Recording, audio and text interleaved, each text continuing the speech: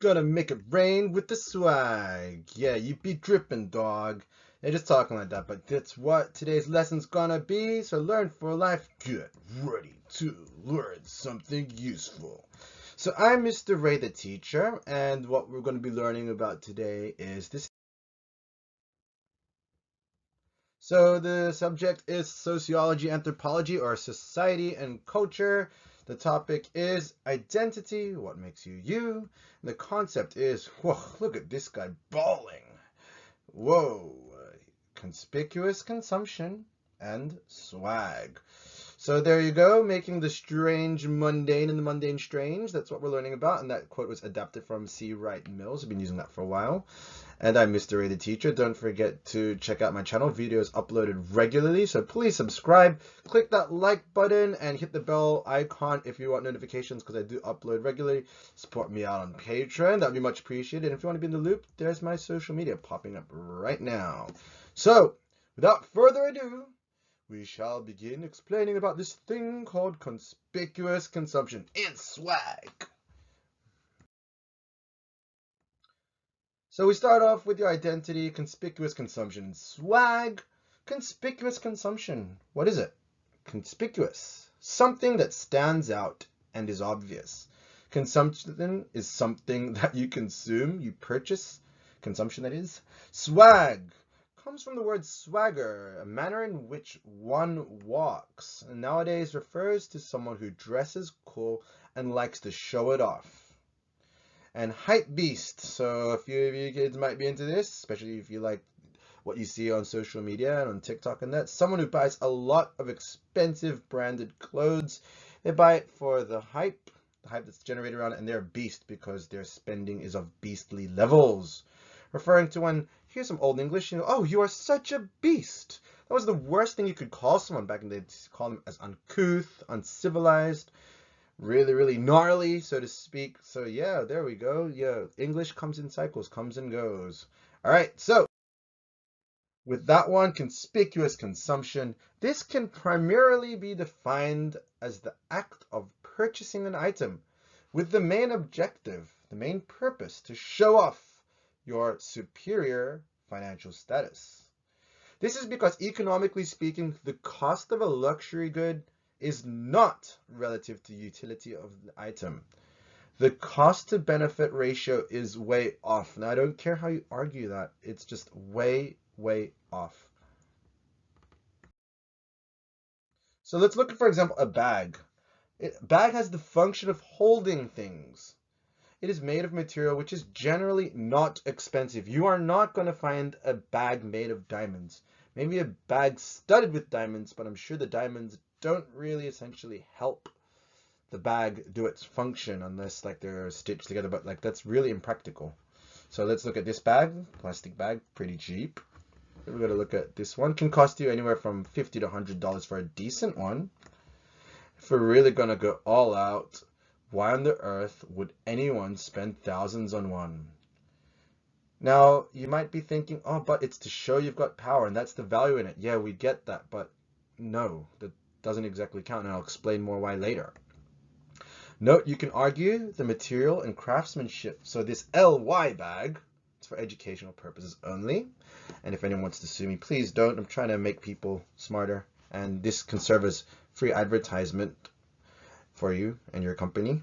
And I do own a lot of your stuff. My wallet is that current brand, but I am parodying it, Satire. So that's my loophole.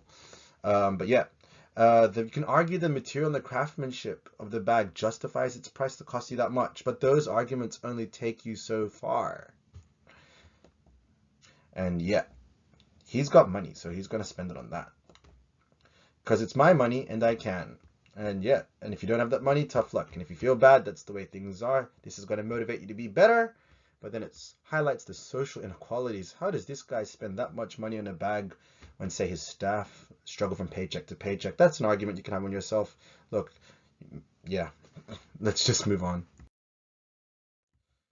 So if you take into account behaviors present in the animal kingdom, you might have heard of the phrase peacocking.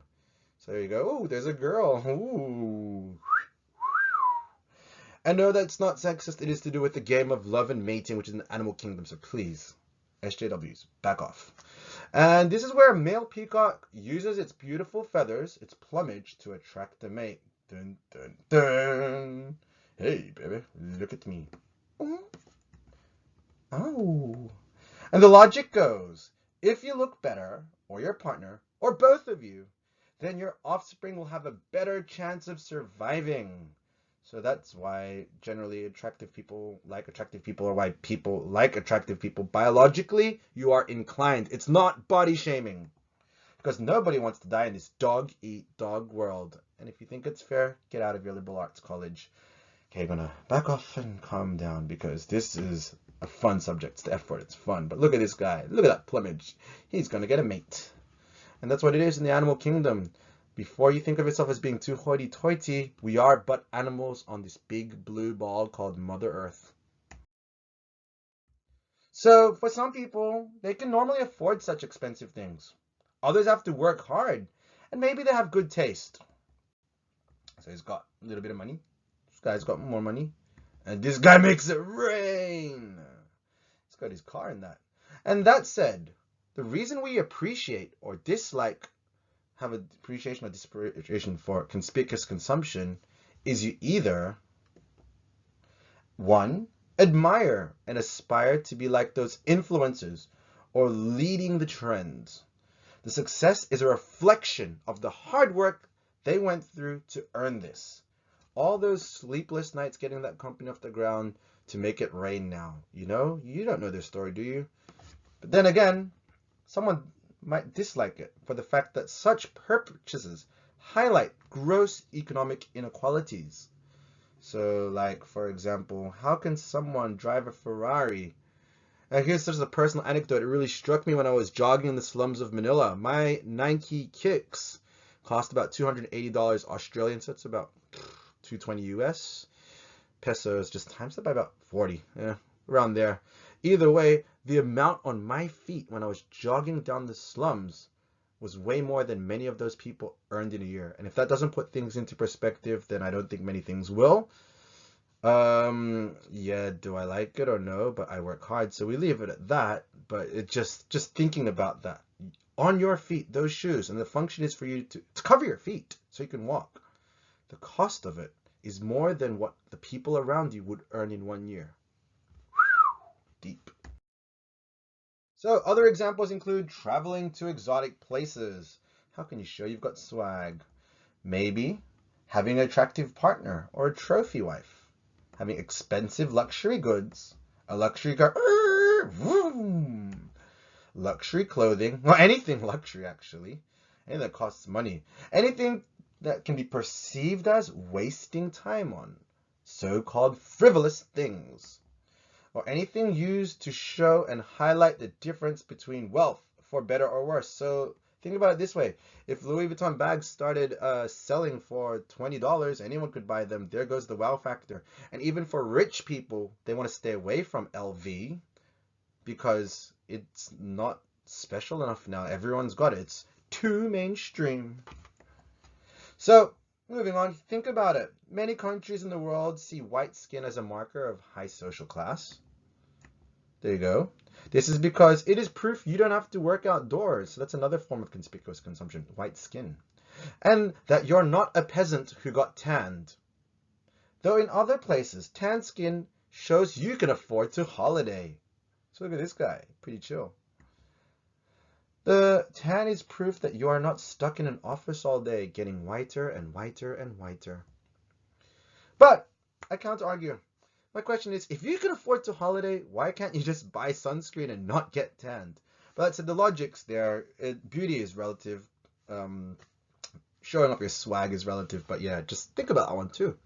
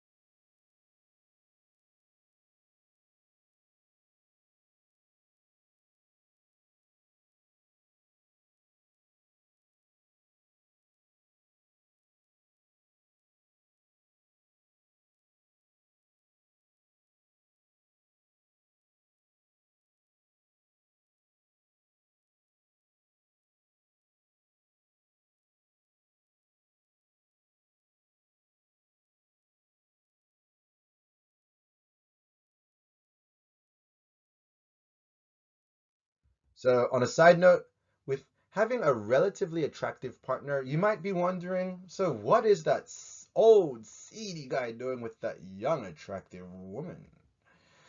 Or why would that really attractive girl go for that geeky guy? Oh my God. It's all about capital. What gives you value?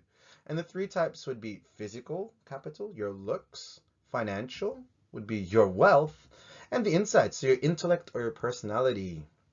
SMART. If you know what that reference is, let me know in the comments below. So they say I'm a nice guy, pretty funny, and that I'm fun to be around. So you know what I mean? This guy's the triple threat. Couples generally balance out, or one overcompensates. So think about it. Not all the time. I am speaking generally, and please don't be triggered. Please don't be salty. And if you're all woke about it, no, but like just think about it. Look, I've traveled enough places around the world. Feel free to counter argue me in the comments, and I'll defend my opinion. I am of Philippine background, and I've seen it a lot throughout Southeast Asia. I've also seen it in Western countries where the reverse happens. Here's one thing. If ever you're looking at websites and you see those things where it goes, and I don't mean to be racist, but just hear me out. Like, if you're watching this from a Western country, hey, why don't you check out Single Asian Girls Want You? Now try watching the internet or looking at the internet using a VPN or when you're abroad. You get the opposite of that website because it's trying to link men with women. And instead of it being like women want you, it's the opposite. It's guys want girls like you. And yes, you might go, well, that's so sexist, but that's the way that like the game of love goes, especially over there. And money is power. And these companies make a lot of money. That's why their businesses continue. But what I'm trying to get at is it's probably the same company, I'm pretty sure. So like if you're from Western one, you're the customer per se, you're going to look on it, say you're from Australia or America. Oh, I'm looking for a wife from a particular country in say Eastern Europe or Southeast Asia, where they're not economically as advantaged as you are out in the West. And when you're in those poor, like lower socioeconomic countries, developing countries, so to speak, you're looking for your way out. And that's only natural to have a better future. You know, you're only human. Maslow's hierarchy of needs. What do you need? Like, if you've got it, flaunt it. And if that's your ticket out, well, that is. And who am I to judge if you're happy? So let's move on because it's getting pretty deep. So on a side note, wasting time on frivolous things, manners and etiquette can be seen also as frivolous as they aren't essential to our survival. By Jove! Look at this guy. It was initially just something to preoccupy the wealthy people with too much time on their hands.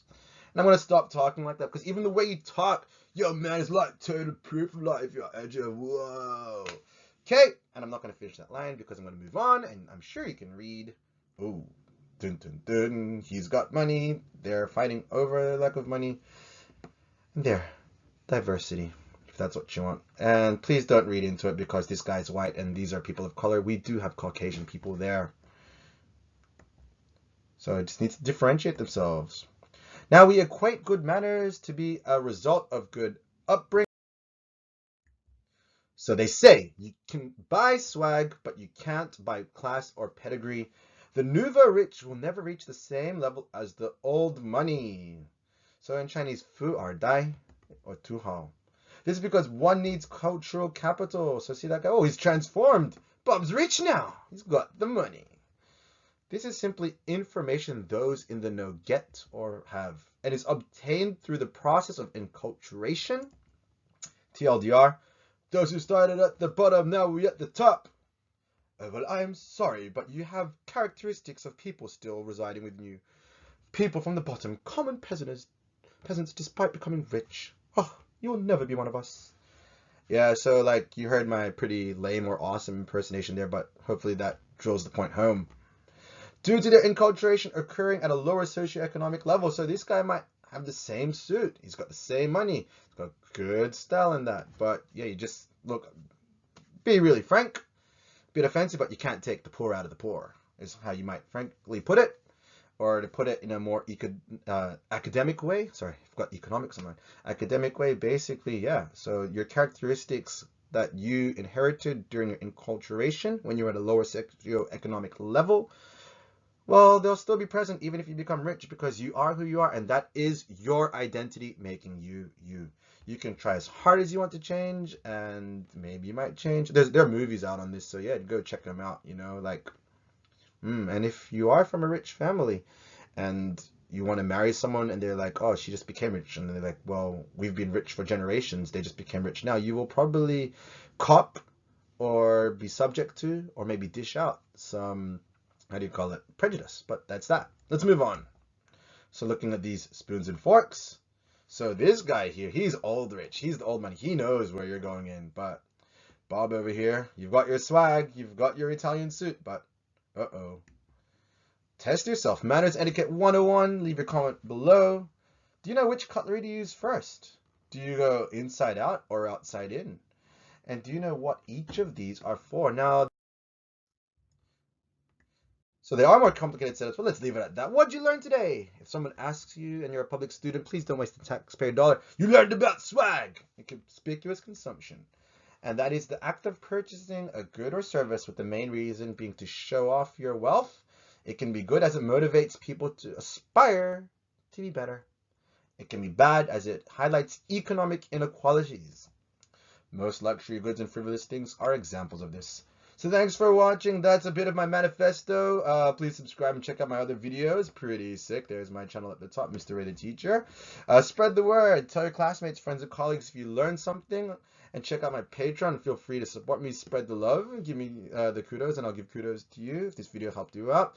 Watching the ads too helps if they've been activated. So thanks a whole heap. To help you study for a bright future. You scratch my back, I'll scratch yours. Much appreciated. And special thanks and shout out to the following. So S. Byron, Mr. P, and P. Celestino. They are my teachers in high school, and they helped work with the Society and Culture course. If you are studying in Sydney, they wrote the course and named them that. Grant McCall, my freshman and my senior lecturer when I was at UNSW. And yeah, Hectic Habishay, Epic Eric, and Yui. Thanks a lot. Shout out to you guys for helping me out with these concepts and with these and motivating me to get this act done. All right, catch you on the flip side. Study hard and hope you've learned something. Bye now. Ciao.